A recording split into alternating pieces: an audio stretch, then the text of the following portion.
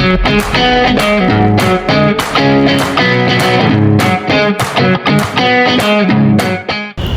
semuanya, di sini kami akan membuat video penugasan dari Profesor Komariatus Solihah selaku pembimbing kami di mata kuliah kewarganegaraan.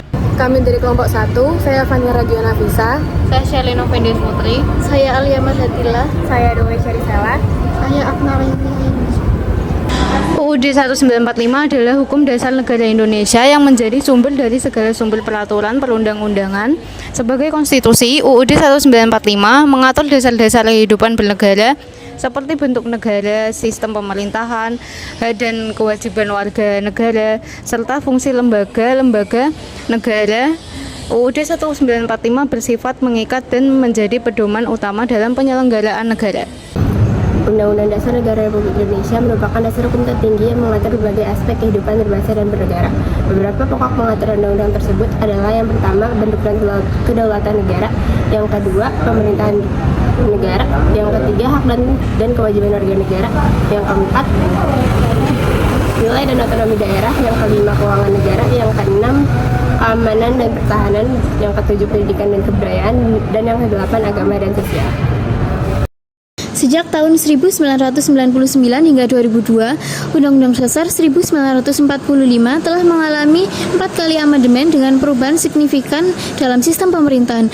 Perubahan tersebut meliputi beberapa poin utama. Yang pertama, masa jabatan presiden dibatasi maksimal 2 periode. Yang kedua, MPR tidak lagi menjadi lembaga tertinggi negara dan tidak memiliki wewenang memilih presiden. Yang ketiga, pemilu diselenggarakan secara langsung untuk memilih presiden dan wakil presiden. Yang keempat, dimasukkannya pasal-pasal mengenai hak asasi manusia secara lebih rinci.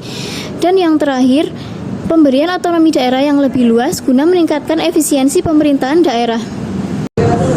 Contoh penerapan UUD 1945 yang menjadi landasan hukum tertinggi dalam ketatanegaraan Indonesia. Yang pertama, untuk rakyat. Ini berarti semua kekuasaan tertinggi berada di tangan rakyat, dan pelaksanaan kekuasaannya harus sesuai dengan UUD 1945. Yang kedua, negara hukum. Ini berarti semua kegiatan negara dan warga negara harus sesuai dengan hukum yang berlaku.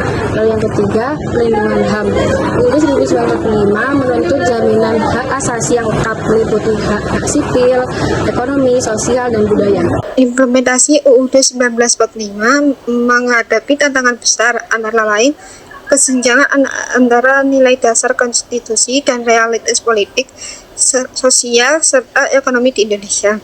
Masalah birokrasi yang tidak efisien, korupsi, dan ketidakmerataan pembangunan menjadi hambatan signifikan. Selain itu, perubahan zaman dan kebutuhan menyesuaikan dengan perubahan global membuat implementasi konstitusi semakin kompleks.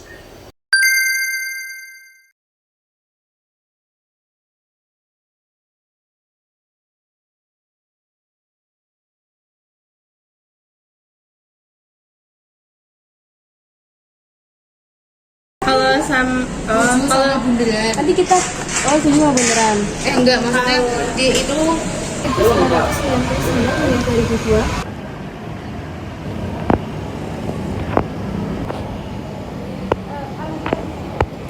Guys, dadah please.